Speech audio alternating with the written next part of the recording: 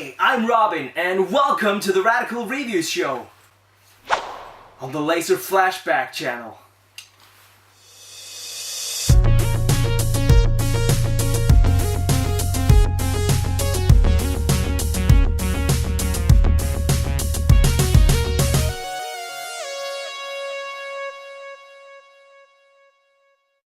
If you've never heard of core design, then let me remove the rock you've so comfortably been hiding under this past decade. Or maybe you're just not old enough. In that case, you should probably not be watching this video, cause I use some arguably bad language. Core Design was a game studio that started out in 1988 making games for systems such as the Atari, Commodore, Amiga, Amstrad, ZX Spectrum, and Sega. I wouldn't go as far as to say they did groundbreaking work in their early years, but they definitely pushed out a large portion of games. They had titles such as Chuck Rock, Wolfchild, and Asterix, which are some pretty well-known titles, but they quickly got buried under the bigger names out on the gaming market at that time. Then when 3D games came along, Core started working on a PS1 game that would turn out to become one of the most well-established video game franchises to this day. Tomb Raider. After the release of the first Tomb Raider, the success was so obvious that they decided to focus on shaping the franchise, and very few new IPs were released after that. But one that did come out was a vastly different game with the, I guess now confusing title, Swagman. The definition of the word swag these days seem to be directed at someone with a certain attitude or choice in fashion. Although, let's all agree that we don't know what the fuck it really means. But back then, that wasn't necessarily the case. Although swag can be used to describe a piece of fabric, a quick Google search taught me that swagman is an Australian or New Zealand term used to describe, quote, an underclass of transient temporary workers who travel by foot from farm to farm carrying the traditional swag. Meaning bedroll. I don't see how that's relative to this game, so let's just agree that the title is some weird made-up bullshit. Either that or my research is terrible. I can see you leaning towards the latter, and I do not like it one bit. This was one of the first games that I got for my PS1, so naturally, there's gonna be a lot of nostalgia playing this now, but I'll do my best not to let that get in the way of me critiquing this game properly. The story revolves around two siblings on a quest to defeat an evil figure from a book of legends called the Swagman. When I got this as a kid, although a single-player experience, I used to play this a lot with my older brother, and as you can see right here, we were pretty much the coolest kids on the block. And hey, look, I'm actually wearing a Tomb Raider shirt in this one. Yeah, I know it's promoting the movie, but it's still pretty funny how I just found this randomly today while looking through some old pictures. Totally coincidental, but kinda cool. Anyways, back then being a 7-year-old kid with a huge amount of imagination made me connect with the very lifeless characters. Now don't get me wrong, I honestly like the character design, but there's not much personality in these people. Although I have a hunch that this was intended to let the player take on the role as one of these kids, and it really does just that, so you'll hear no complaints from me. This is one of those games that sort of fell into obscurity shortly after its release, despite being made by practically the same team behind Tomb Raider, including the same composer, writer, producer, and sound designer. Now, from what I can gather, it didn't really go over that well with critics when it first came out, and they all seem to point to the same flaw: the game's difficulty. No, I can't personally remember this being terribly hard, but then again, I never finished it either, so yeah, there might be some kind of connection here. Anyways, it's always been one that's close to my heart. So, how does it hold up today? Let's find out!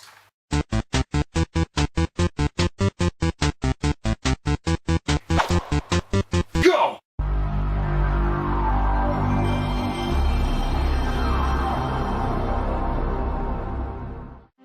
Once you start up the game, you're treated to a pretty low-res FMV, but if you play a lot of PS1 games, that's to be expected. Welcome to Paradise Falls, cause I guess all the other bland street names were taken. This dark and gloomy neighborhood with a population of 220 people. That can't be good. I stand corrected, something is definitely not right. Whenever there's a guy with a trench coat and a crooked hat walking into a quiet suburban neighborhood in the middle of the night, it's pretty much time to pack up your shit and leave like you're getting chased by a cop on a good day of selling crack. We're introduced to Zach and Hannah, two siblings who read ghost stories in the dark. No one tell you that reading in the dark is bad for your eyes? No? Well, maybe it's not. To be specific about this scene, they actually read a poem about the Swagman and his gruesome gang of night terrors and how they spread dream ash on sleeping people to cause nightmares. I don't know if it's coincidental or if it triggers this whole mess. The game doesn't say, but who cares? Then there's a blue whirlwind that attacks. No! Okay, so this is actually not a whirlwind. This is a dream flight fairy, but you don't even know what that is, and I'll get back to that later. So let's just let's move on. She shows up outside Zack and Hannah's window and gets captured straight away by the Swagman. Then everything goes to hell, or rather, hell comes to them. Green skeletons, or scallywags as they're called in the manual, scatter throughout the house and starts acting like confused gremlins until they discover Hannah hiding in a closet. Let me get this straight. You're able to sniff out this girl in the closet, but not the kid hiding behind a fucking teddy bear! Needless to say, these guys are a bunch of mindless grunts. They shrink Hannah down and locks her in a birdcage before leaving the room. So now it's up to Zack to release his sister and save everyone from eternal sleep. Okay, so back to the fairies. What purpose do they serve? Well, it's honestly just technicalities, but what the heck? You see this blue fairy dust right here? Well, that is actually something called dream dew moisture, which these fairies use to turn nightmares into good dreams. The Swagman on the other end spreads dream ash, which, no, it doesn't try to catch Pokemon, but apparently causes death. Yes, I know I said earlier that they use it to cause nightmares, but the manual also states that he, quote, deal death with his dream ash. So, yeah, I don't fucking know. Maybe it's an issue of dosage. That's some dark shit though. All throughout the game, you collect this dream dew, which you need to be able to use special items. Simply said, it's mana. The game starts with you controlling Zack, but you'll eventually release your sister from the birdcage, letting you switch between the two of them. This opens up the game to a series of cooperative puzzles as you fight your way through the horde of scallywags and other night terrors. Okay, so here's a few things you should know. Zack's hobby consists of, well, I would assume the many things kids do, but one of his hobbies, rather, is collecting bugs. All throughout the game, you'll come across these purple chests, and inside the chest is a dude called the Scarab, who apparently is the bug boss from Zack's collection. Don't even ask me how that works. I don't feel comfortable trying to figure out this game's logic. Whenever you run into him, one of two things will happen. He'll either give you the option to save, or he'll tell you something about your current location. This is fine and all. You know what? No, it's not. Why not just have a separate object trigger the saving and have this guy give you the info? Or better yet, just let me save every time I run into the fucking chest! I often found myself in a tricky situation when I finally ran into a chest hoping to get the option to save, and then dead ends aren't healthy places to— Come on! Are you serious? What? You also need to collect bugs that are hidden around the levels. I'll get back to that later, but just trust me for now. Don't let these bastards get away. You're gonna need as many as you can get. Your health comes in shape of Cs. Now, this I like, cause it really fits the theme and it also does something original by having you regain health by locating people and pets who are sleeping and, well, jump on them to collect these floating Cs. The last common item you'll come across is Dream Dew. Sometimes it's being sprayed out from these flowers and other times they come in glass cases. Like I mentioned earlier, Dream Dew is this game's equivalent of mana. So let's get cracking at some boss action. There are 4 of them in total, which isn't a huge number exactly, but I'm fine with that. And here's why. Before each fight, you arrive in a location called Limbo, which is built up by all these floating platforms. Luckily, you don't have to jump between them, but you do need to know which platform you're allowed to walk on, or you'll fall into the depths of hell! This is where those bugs come into play. If you walk up to the Scarab, he'll command the bugs to lay the correct path, which you can then follow to get to one of the trapped Dreamflight fairies. But fuck that! Let's do it without the bugs. Look at the magnificent skill! I have never seen such skill! Actually, I just died so many times on the first boss that I managed to memorize the pattern. Exciting stuff. Once you release the fairy, you'll get transported to the boss. But depending on how many bugs you've collected, they will continue past the fairy and over to a platform with some painfully needed health. And also some Dream Dew, but who needs that shit? I really like the whole Limbo part before the boss. It leads up to the fight and gets you excited to discover what's next. But Limbo would also have become very tedious very quickly had there been a whole bunch of bosses. So yeah, that's kind of why I like the fact that they kept it single digits. So what about the boss fights themselves? Well, the first boss is easy enough to figure out, but why the fuck can't I hit any of these little shits? Seriously! It took me over 20 tries to beat this guy. I figured out that the best way to do it was to stand sideways and spam the attack button when the little pumpkins come at you. And obviously move away as he tries to grab you. It's pretty straightforward, but it works. The fight itself is enjoyable, and I was pumped to beat him the entire time. This is, in my opinion, the most enjoyable boss fight in the game. The others I beat within a couple tries, but they're decent enough. I had fun with them, but I wouldn't take him out on a second date, you know what I mean? One of the big aspects about this game is the fact that it takes place in 2 dimensions. Now, the first one is the real world, obviously, and the second one you need to go through a mirror, and that takes you to some kind of dream world that transforms you into a totally badass monster called a Dream Beast. It also grants you new abilities. Zack's Dream Beast can breathe flames, headbutt, and slap bitches. What? Hannah can jump higher and even stay airborne for a period of time. She also has some pretty sweet laser vision, dude. As you might have guessed, these abilities are needed for different locations, so it's important you bring the correct character into the corresponding portal. Use the transition screen as hints. If they show Hannah, use her. And if it's Zack, use him. The 2D artwork and pre-rendered characters all look really good and blend seamlessly together. The environments are well designed and there's a decent amount of variety between each stage. Even though you do have to revisit some of the same places a few times, it doesn't really feel like a chore. I honestly enjoy the artwork so much that I'm more than happy to go back. I also like the dark cartoonish approach they went for. It stands out from the masses of horrible looking 3D games that got released on the PS1. 2D was definitely the right choice for this game. The soundtrack isn't huge, but it's more quality over quantity in this case. The composer, Nathan McCree, did an absolutely fantastic job. There's just so much personality in these tracks, and they serve the environments perfectly. Like I mentioned earlier, this is the same guy who did the music for Tomb Raider, which has an incredibly different soundtrack. Although, if you listen closely, you can definitely point out a few similarities.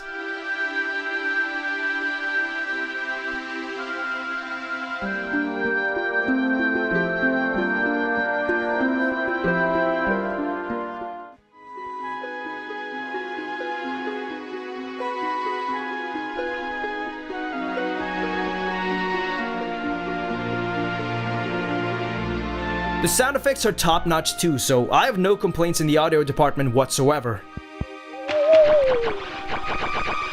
The Boneyard is probably the stage that I enjoyed the most. The puzzles here are understandable and fun, and it utilizes the cooperation aspect very neatly. I really like the gargoyle-looking guys. You won't be able to hurt them with your flashlight, but there is another way to deal with them. They function kinda like the boost from Super Mario. Once you turn your back to it, it'll start following you. But you need to wait for it to take flight and then turn back around and make it fall to the ground so it shatters. Simple and effective. Now over to why this stage also pisses me off. This is where you'll get one of the game's special items, Shoe. As you might have guessed, this makes you run fast.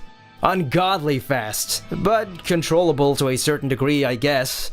But the thing is, there's no way to stop, so if you press the button, you're running until there's no dream dew left. Meaning you have one chance of getting somewhere. If you miss it, kill yourself and start over.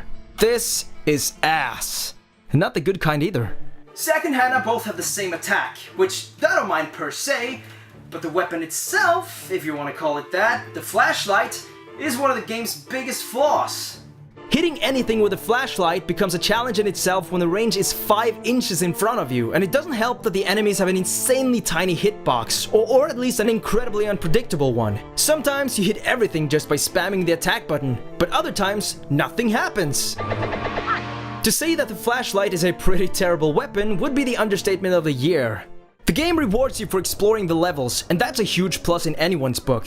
But it also backfires on you when you keep dying every 5 minutes and need to revisit the same spots time and time again. I'll be damned if I don't like me some puzzle solving, and this game is chock full of it. But here's the thing, some of them are way too easy to figure out. Basically, you just follow the road and push or drag something, which opens a door or changes the scenery. Which is fine, you know, it's filler. It's, at least in my opinion, it's expected. But the other half of the puzzles are way too damn hard. The early stages are the easy ones though, so I guess they at least tried to gradually increase the difficulty.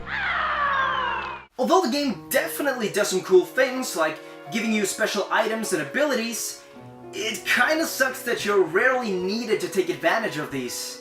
There's usually no more than one puzzle for each special item, and Hannah's flying ability in Dream Beast mode is only needed for one of the portals. Sure, it does give some diversity, but I wish they were integrated a little bit more into the puzzles, instead of just having us drag and push levers and stand on buttons for most of the time. The whole ending segment is based around the fucking swag house, and just looking at that puke green carpet makes me want to throw up. As you arrive to the swag house, you go through a stair stage, which probably took me like an hour or so. Why? Because I had 1C and I kept fucking dying on these spikes. Also, the puzzles in here are mind-boggling. Put Hannah here, use Sack to pull out the stairs, place Sack on this button, which by the way the game never accepts unless you're in the exact fucking spot required. Change back to Hannah, pull out another set of stairs, stand on the button, pull out your dick, kill your cat, ride an angle letter to core, race the dead, cause a war, nuke the earth, and move to Mars. There you go, best walkthrough ever. 10 out of 10. You also need to go through a bunch of dream portals here. They're not incredibly hard, but yet again, I had 1C for most of these, so that made it a lot harder than it needed to be. You know what time it is? It's spoiler time. You just click it to skip it. You ready? Okay, let's go. Your main goal in the swag house is to collect 3 clocks and use them on the huge one in the floor of the entrance. You'll hear a bell ring for what seems like 20 minutes, and the mirror right north of you will break open for you to enter. After passing through a pretty cool platform stage actually, now you see, I can enjoy platform stages as long as they're done right. So who's waiting for us on the other side? You guessed it, the ugly fuck from the intro, the Swagman. The fight is ridiculously easy. Just stand in the upper left corner when he attacks and go slap his dick with your flashlight when he stops. Keep doing this for another 3 to 4 minutes, and eventually he dies. Fucking terrible. The first boss was way harder than this one. With the Swagman gone, you can finally release the last fairy and return to your own world. Ooh, another cutscene film with a shoe. I love PS1 FMVs. No, I actually, I really do. Not kidding. Not everything I say is a joke, you know? You gotta be serious sometimes.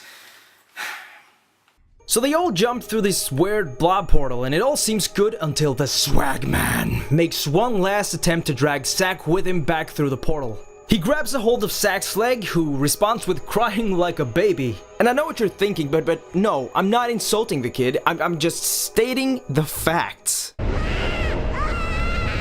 He eventually lets go and Zack is reunited with his sister and the leader of the fairies. Wait a minute. I don't like the pacing here. Oh, come on, what's with those subliminal camera angles, huh? Here he comes!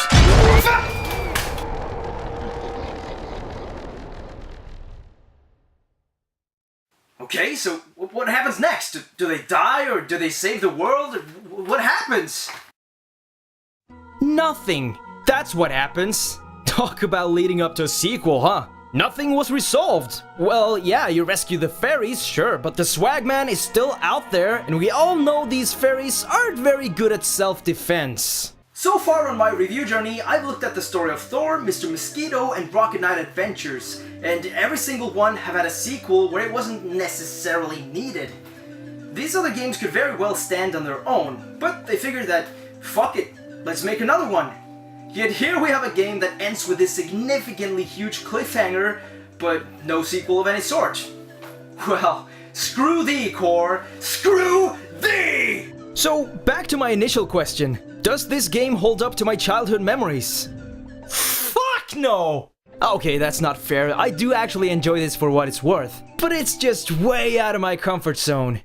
On May 11th, 2006, Core Design had merged their assets and staff with Rebellion Developments, currently most known for their Sniper Elite and Zombie Army games, while the Core brand and their intellectual property, including games like Tomb Raider and Swagman, remained with Eidos.